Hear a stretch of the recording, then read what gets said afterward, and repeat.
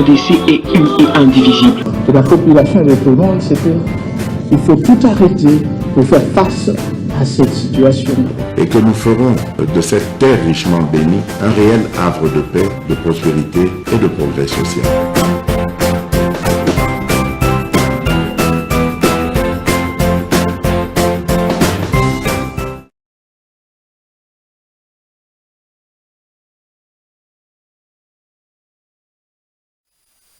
Moté, merci. Les années deuxième jour et la semaine, Bozolanda Bissona MK Buzz officiel, votre chaîne de vérité.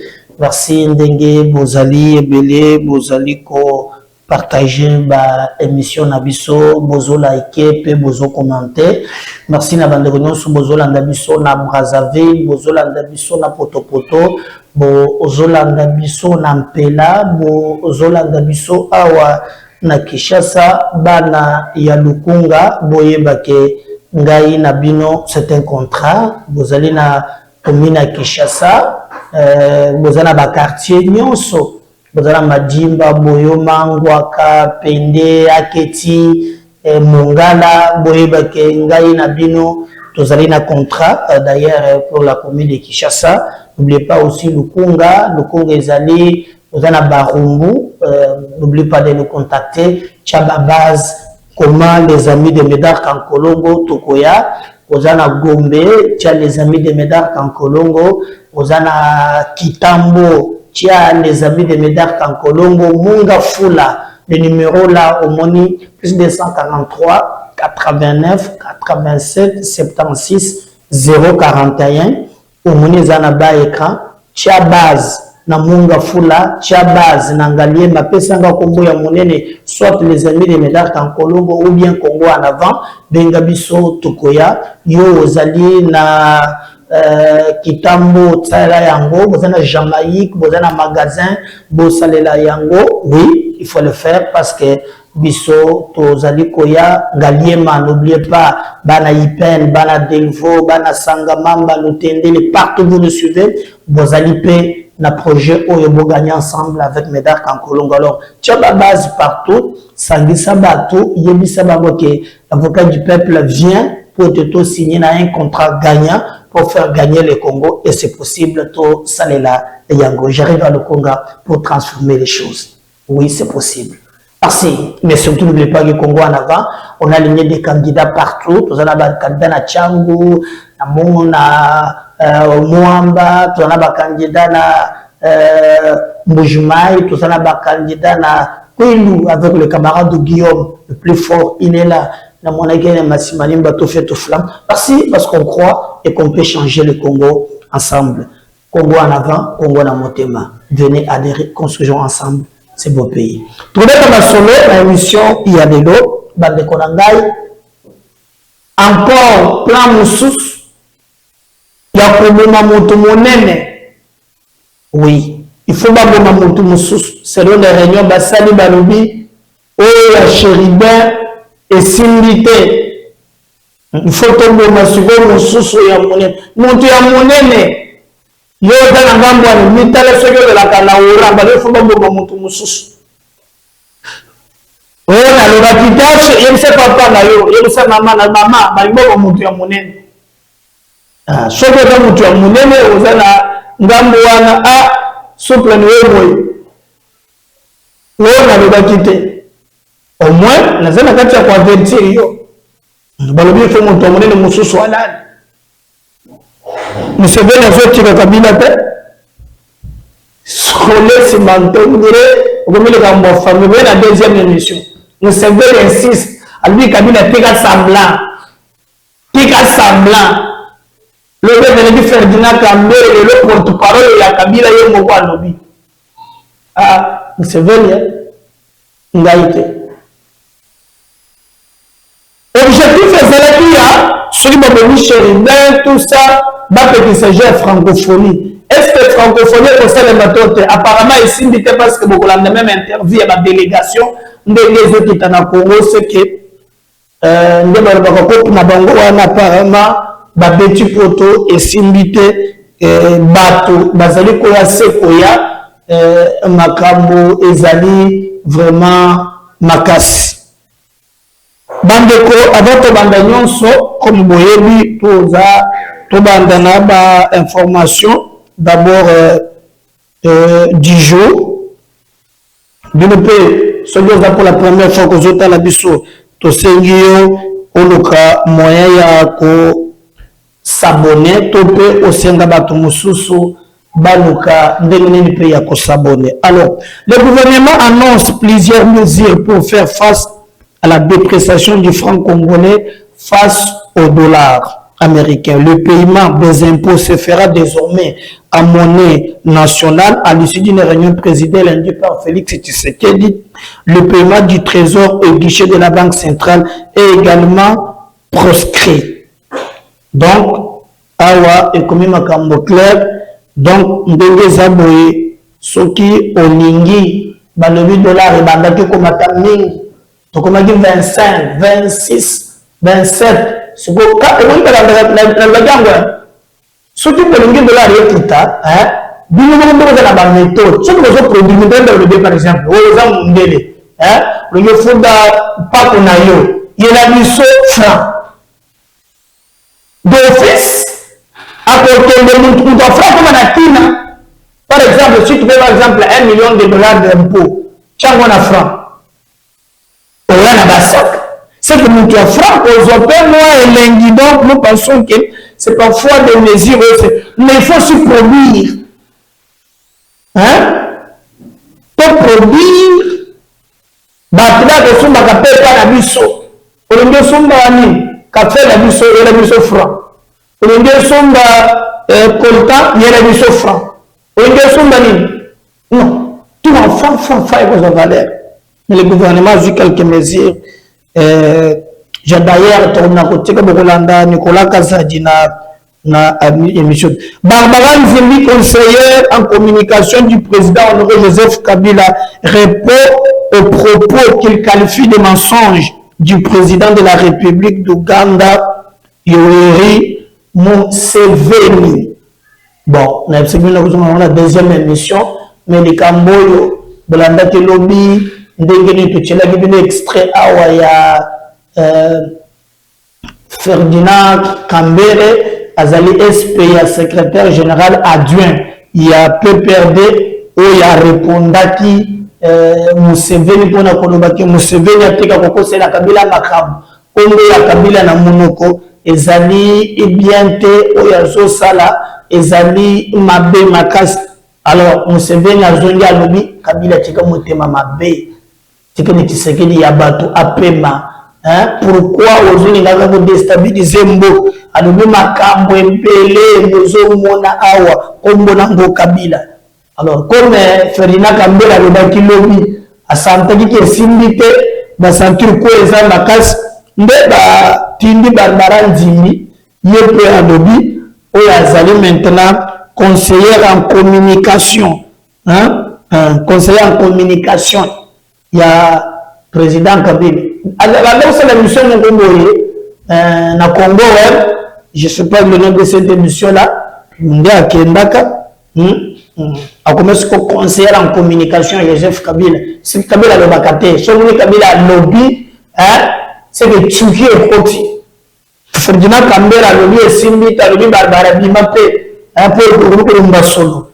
Nous avons la deuxième émission, donc on a la même interview.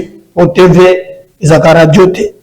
Alors, les Jeux de la Francophonie, nous avons déjà reçu plus de 300 athlètes et 100 accompagnateurs qui sont venus du Togo, du Bénin, du Burkina Faso, Congo, Brazzaville, Tchad, ainsi que le Cameroun. Donc, beaucoup de même interview Awa, Namayematali, francophonie. Vous voyez qu'il y avait deux événements.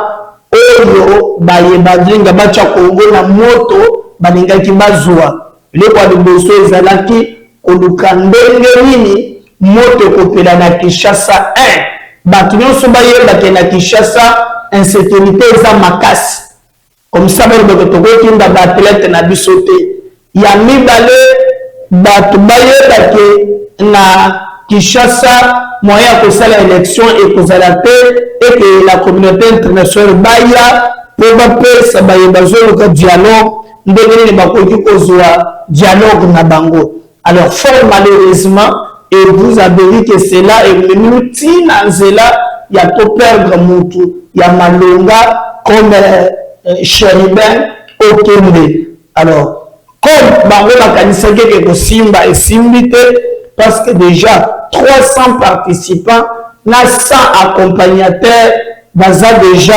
awa ba délégation mosusu eza na kati ya koya.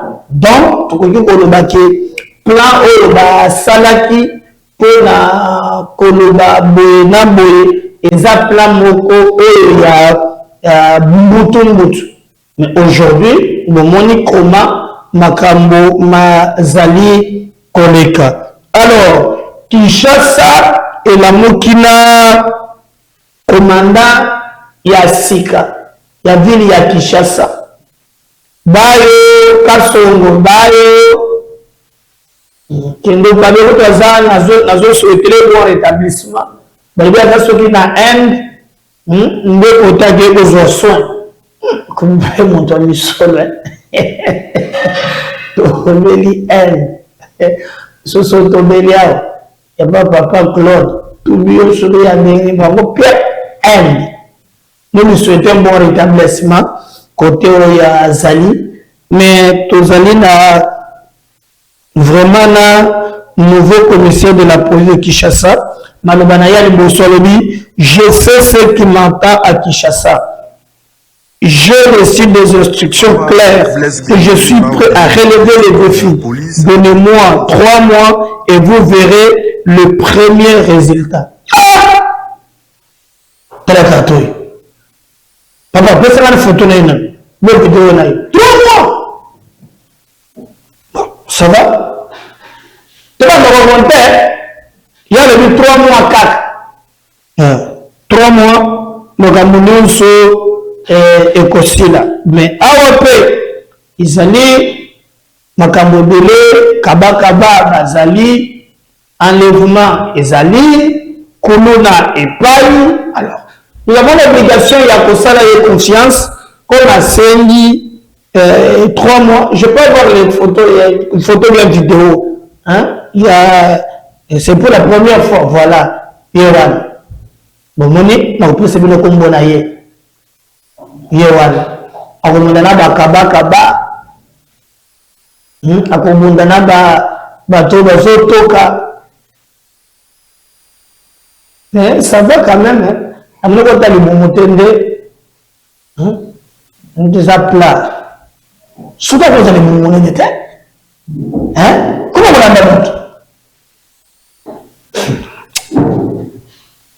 donc bon ça va on va voir alors 3 mois il y a aussi ça à diminuer nous souhaitons que Esimba n'a pas baissé de soumettre Kasongo office propre na la police hein ba calculer faire hasard Kasongo tama policier mo ko boye balata ka verbo et parce que ndeko na yesu ndende na yo kaka ba ko ko tama musala ndenge mo ko na pese ba ya ka ko kanzela ko so ni ya ver wana e ya rouge mimi ya fongole nzela ba ina ile côté.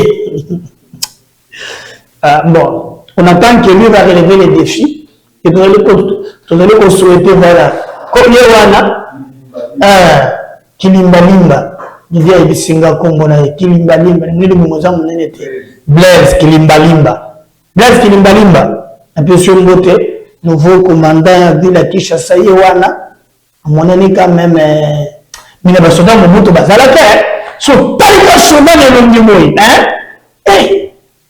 Tu peux le cacher d'ailleurs, hein? On va attendre cela, vous serez payé à l'égard, si. Ce n'est pas ça, voilà. Parce que aussi que le président Tshisekedi veut de la montée en puissance des services nationaux, dit le général-major Jean-Pierre Kasongo Kabwik, en mission à Dodoma pour s'imprégner du modèle tanzanien. Le pays de Julius Nyerere est le tout premier sur le continent à avoir instauré les services nationaux devenir 60 ans après un passage obligé pour tout citoyen après le lycée.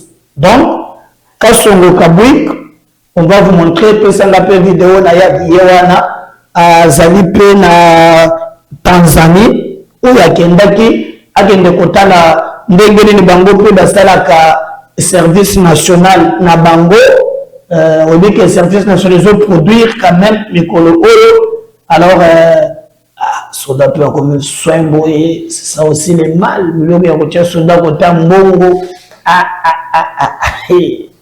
hein dans la cravate on peut avoir un problème hein mais je sais que moi si na ya kabola que ce bah vivre ce qui va dîner tout ça moi en général c'est quand même peu soin et les milité pour nos gros magamosa et belé soin donc il est qui mingi mais à quel aux modèle il y a des na Tanzanie basalaka service national pour la Tanzanie olinga te après le lycée on a obligé il y a pour le service national après les ala bon il y a diplôme le diplôme nous te coucher donc mon doc bon faut se dire la République et bien basalia après la mécanicien c'était Daniel Ndamuto yakinango batalibo Félix Sepina Anthony na d'abord Montaliboso Anthony la biso nzela de biso toyasi non servir la nation il y a problème il y a patriotisme il y a problème il y a comparaison il faut aimer le Congo il faut servir mboka nayo je crois que c'est le plus important quand Songo Kabwik azar na Tanzanie je crois bokolanda na émission ya mokolo ya lelo bandeko maintenant tobeta lisolo sima ya liwa ya Chéribin Okende alors les informations tozui na yeko sepela que les mêmes informations ezalipé et pas ya député oya lobaki liboso Eliezer Ntambwe pour lui il nous dit clairement qu'azali ko alerter ba service. C'est comme tout ce que nous avons pris cet exemple dans le Bumbashi. Bazo Bengangai, Bazo Elissangai, Ndekomeda, Tozo Elissa, par comme si tu participes à la réunion. Tozo Mondengeni, Makambozo de Kaao. Nous apprenons qu'il y a des réunions. Ozo Salima, Pogo Chakatanga na moto. On a même des propos. Oh, vraiment, il y a ma bé. Peut-être que c'est la bonne à 2 ans. Quand il y a l'immosso, d'abord, on va déstabiliser le gouverneur en place. Bien qu'il y ait un peu de Kabila, mais à un certain niveau, il a compris qu'il faut passer outre. Alors, il faut le déstabiliser. Il y a mis d'aller, il faut que préparer le match. Par rapport à l'événement, pour dire que Katumbi a un candidat pour pouvoir congolais. On va préparer ma cambona cessé. C'est comme ça que quand ces gens nous appellent, comme le service Malanda Kamiso, nous mettons aussi ces informations à disposition à Bango. C'est notre façon de servir la République. Un cadre des officiels, aujourd'hui, au-delà de 54 000 abonnés. Vous ne regardez jusqu'à 200 000 d'ailleurs. Donc ces informations, elles ont dit beaucoup de la bataille. Et toloki na info balobi ndenge ya Chéribin eleki un innocent un pacifiste babomi ye mpona koluka kojustifier eloko alors ezopesa biso mpasi ya mbala oyo balobi esengeli baboma sikoyo moto ya monene koleka Chéribin. On a le qui tala papa na yo kota azali tala mama na ife président Medar alobaki balimbo yo yo mutu ya monene na ngambo wa na tangi ko ya ngambo te na le ezali que faut mutu ya monene alala parce que on comprendre que Chéribin et la musi tolete ya batube mananzela pour je peux te la bindeni ndeso to mukina tondo hein bakuti Sheridan Kofi, aïe, aïe, aïe, aïe, donc, Bobima de gauche, à droite, Madame Rwanda, Atinda Basoda, Bazo Boma, Moumondo Nabango, ça côté Bini, donc, pays est paralysé, c'est une communauté internationale, Madame une transition pour nous sécuriser la civile. Et Nicolas Trajel va tuer un docteur. Et le docteur a été un peu consulté, moi, ça peut docteur peut-être. Alors consulté bah Hermi pour na mona yambaki Claude Lubaya yambaki Vienangai Jean-Claude Vemba hein et le père Vieux Vemba omoni ya za ko tuko le va ba imori hein na ba Hermi donc on peut ba maladie peut na Congo minja ko na wo impuissance sexuelle deux hommes de consulter je sais pas mais la logique n'a pas été vraiment comme un chemin voilà. Et ça n'a pas marché. Et le rôle marché est qu'est-ce qu'il faut faire maintenant pour que nous là. Nous donnons ces informations. D'ailleurs, le mouvement qui est maintenant avancé, n'a pas la Sabino, n'a pas le vidéo, n'a pas les entambo, azol de Macambouane. Vous comprendre que c'est la politique. Ya bandoti batu oyo baza misu na somo ya makila te bino monite pesa venene mwa de mo somo ko bezawana katumbe ya simbi mwana oya mwasi wana ya Sheriben bon le na za mwana na ye ale ndenge yeta kisango ke mwana alelaki comment on a vu Simba na maboko le petit père on comprendre que makambo ezali mutu la politique toza ba ennemi te tokoki peut-être kokambwana na ba idée mais moto na moto ali ko garder idéologie na ye moto na moto azo garder le commune na ye ya makam. Cela ne veut pas dire que politique bobandaka kobomaka bato ezali bosoto eza rien te ekosala mabe na ndeko na ngai. Donc ndenge tozokende boye en attendant banquete ezosalema nous avons vu même déjà Katumbi Atiti accueilli au talana niveau ya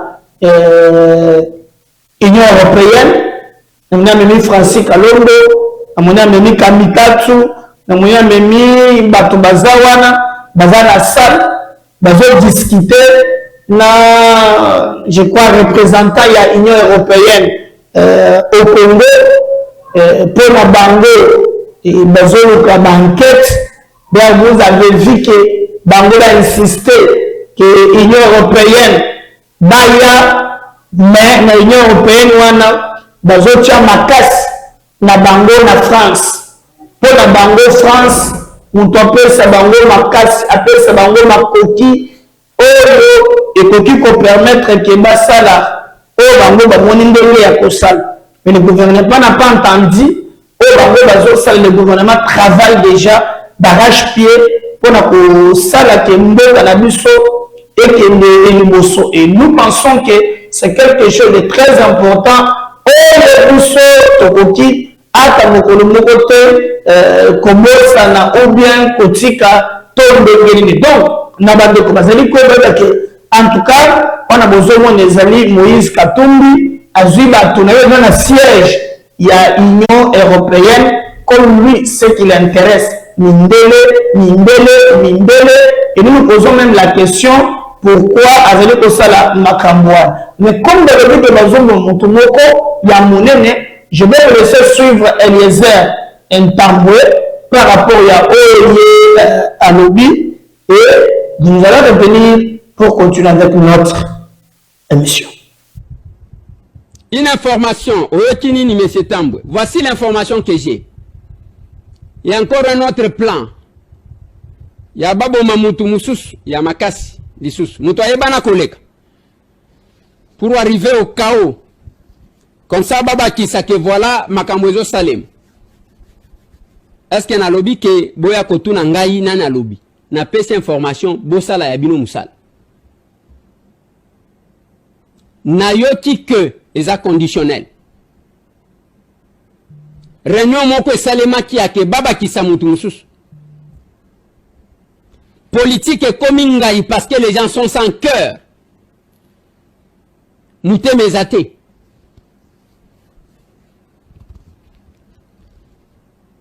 Moutuloko la chérubin, beaucoup sacrifié Yenin. Quelle est cette position que chérubin prenait qui dérangeait autant le régime pour Kebabo Maïe? Pour Keba comme jusqu'à ce point-là. Na lobby boy. Na yoki que Balingi ba éliminer Moutoumsous.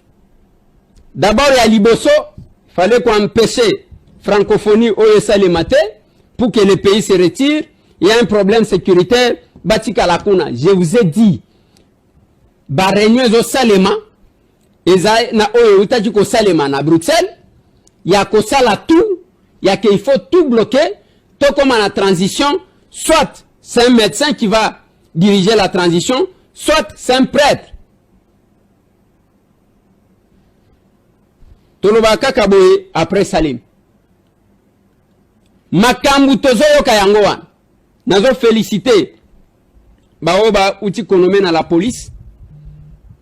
Nous avons besoin de sentir quand même Makambu que ezo kenene mususu. On est fatigué. Parce que la police est babanga kango li soutien dans tout le pays du monde. Ceux qui ont moni police au kozonga mulongo même ceux qui linga cho sala buzob. Yabiso police anyanya wanya. Chérubin aucun des cinq est parti. Ba bénéficiaire ba kobeta maboko. Et il monte encore un autre plan. Ceux qui bokebite ba kobeta mutu mususu. Oui. Il faut insister, oui. Oui. Nabosana ki fo na loba yango. Na plan wana balingi ba éliminer batu. Bakobanda kolatisa ba faux militaires batenu pour opérer comme des militaires. Je pense que bato de mia pe bazo ka mese tamwe les villageois qui parlent nazana posa ko ya kobenga ngate nazolo bela aw. Bakolatisa ba faux militaires batenu na ba faux policiers batenu pona ko enlever bako mema mutu mususu babomiye. Et tout sera sur le dos du pouvoir.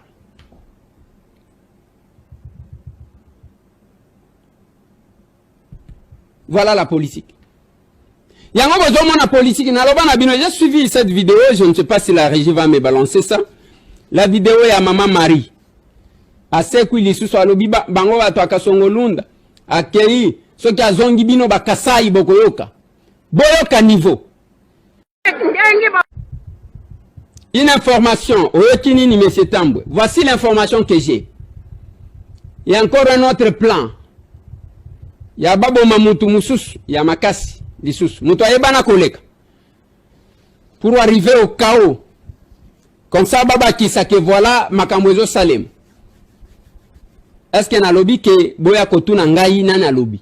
Na pesa information, Bosala Yabino Moussal. Na yoti que eza conditionnel. Réunion moko salema ki ake baba ki sa mutu mususu. Politique est comme ngai parce que les gens sont sans cœur. Mouté mes athées.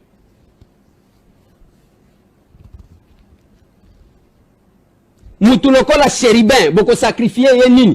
Quelle est cette position que chérubin prenait qui dérangeait autant le régime pour Kebabo Maïe? Pour Keba comme jusqu'à ce point-là. Na lobby boy. Na weki que Balingi ba éliminer Moutoumsous. D'abord, il y a Liboso. Il fallait qu'on empêche francophonie au le matin pour que le pays se retire. Il y a un problème sécuritaire. Batika Lakuna, je vous ai dit. Ba réunion au Salema.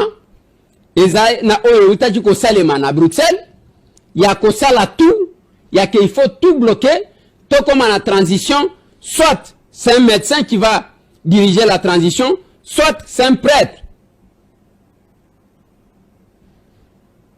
toloba kaka boye après Salim makambu tozoyo kayango wana nazo féliciter baoba uti konome na la police. Nous avons besoin de sentir quand même makambu que on est fatigué parce que la police est babanga kango li soutien dans tout le pays du monde ceux qui ont moni police okozonga mulongo même ceux qui linga cho sala buzob ya biso police anyanya wanya Chéribin aucun de senga est parti ba bénéficiaire ba ko beta maboko et il monte encore un autre plan ceux qui bokebite ba ko beta mutu mususu oui il faut insister oui na bosana ki fo na loba yango na plan wana balingi ba éliminer batu ba ko banda ko latisa ba faux militaire ba tenu pour opérer comme des militaires. Je pense que bato de mien peut bazo ka monsieur Tambwe les villageois qui parlent nazana posa ko ya ko benga ngate nazo lobela aw bako latisa ba faux militaire ba tenu na ba faux policier ba tenu pona ko enlever bako mema mutu mususu ba bomiye et tout sera sur le dos du pouvoir.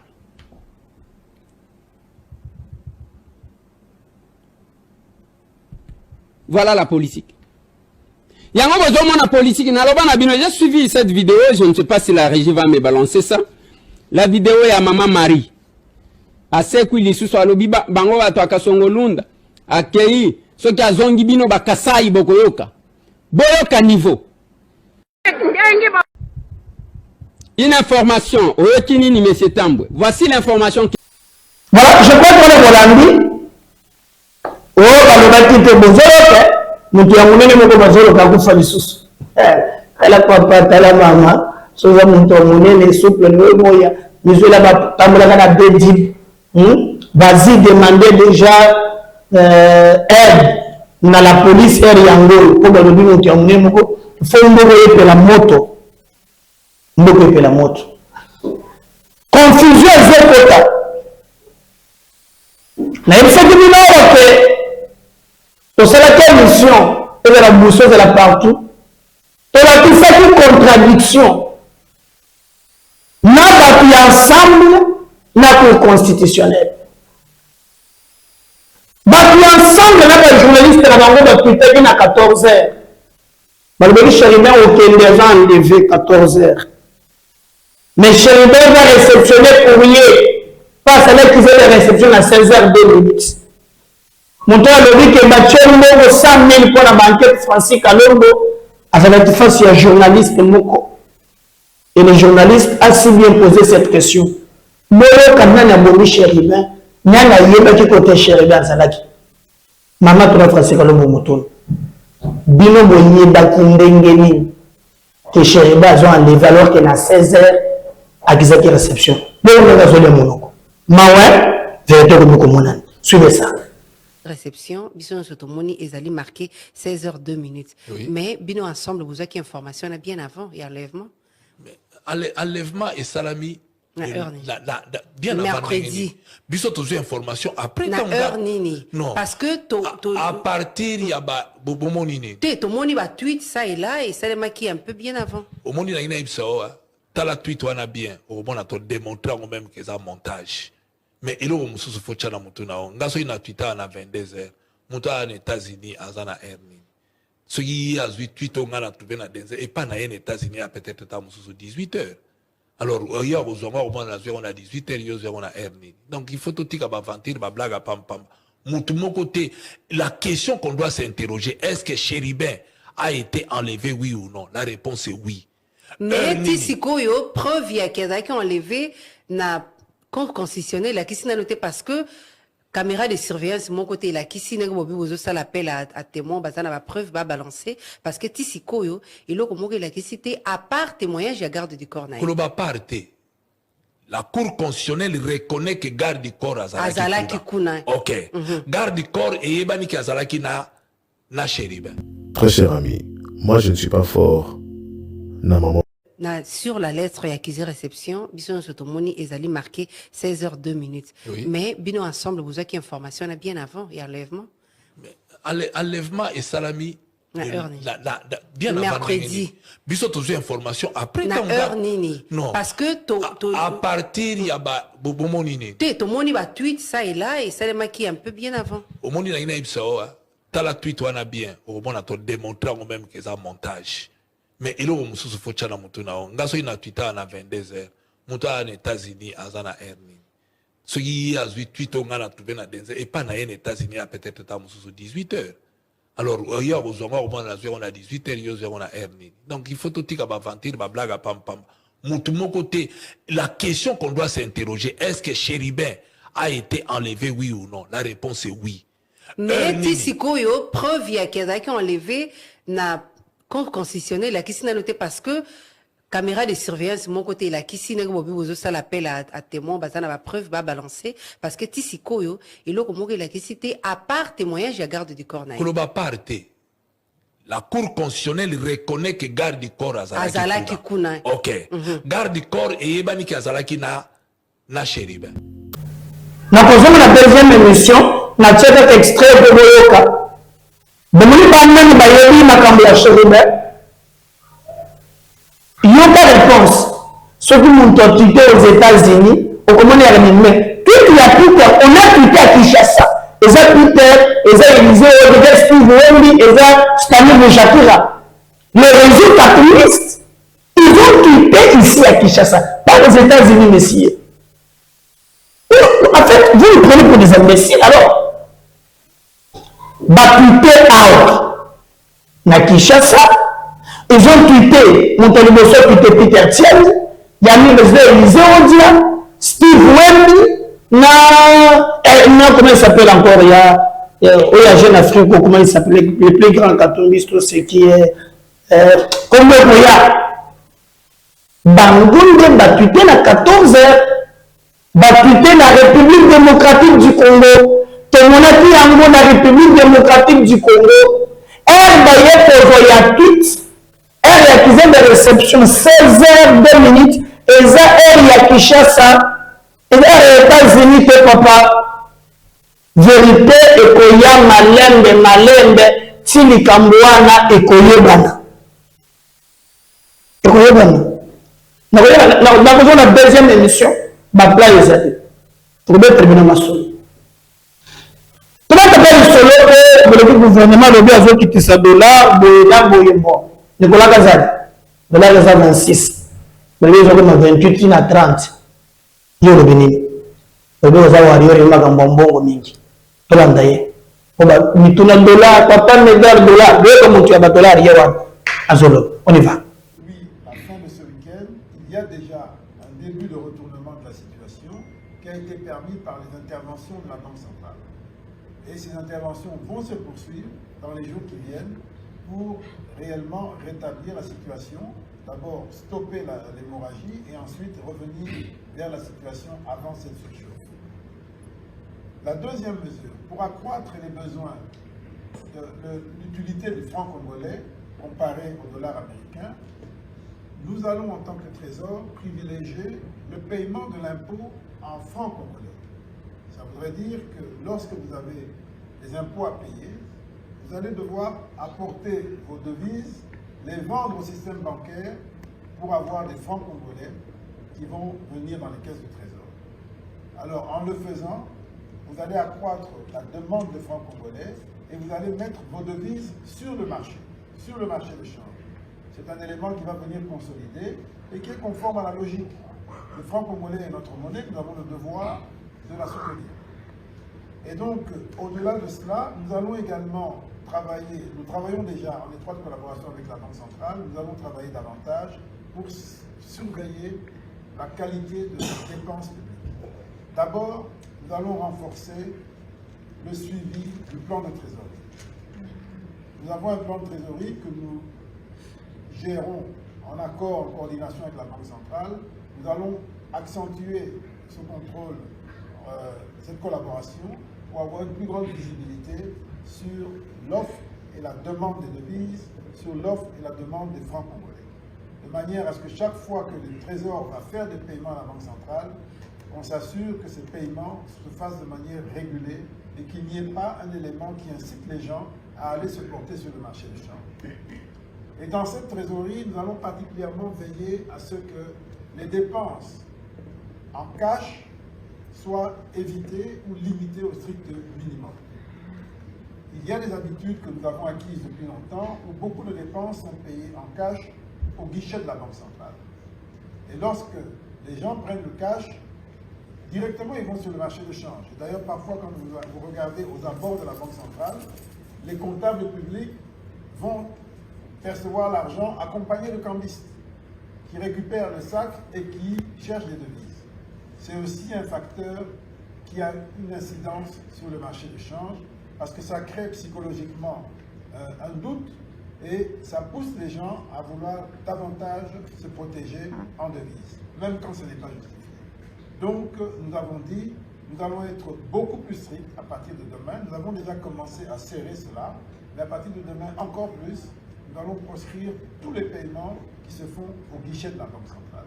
Et d'ailleurs, c'est une obligation légale parce que la Banque centrale est également soumise à la limitation de 10 000 $ ou équivalent pour les retraits en espèces. Donc nous allons renforcer l'application de ces dispositions pour réduire les sorties d'espèces et puis éviter que ces espèces se retrouvent sur le marché du change parallèle. Voilà les mesures que nous avons prises et que nous avons renforcées ce soir et qui vont s'accélérer à partir de demain. Et ces Merci. Pour le soutenir, vous partagez le lien, vous commentez, vous s'abonnez surtout. Je reviens au deuxième numéro encore avec des révélations. À tout à l'heure. Bye.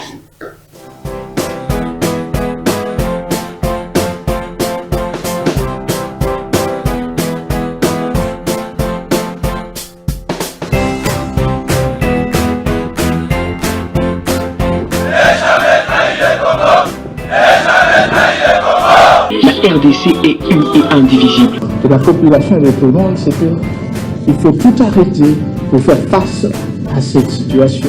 Et que nous ferons de cette terre richement bénie un réel havre de paix, de prospérité et de progrès social.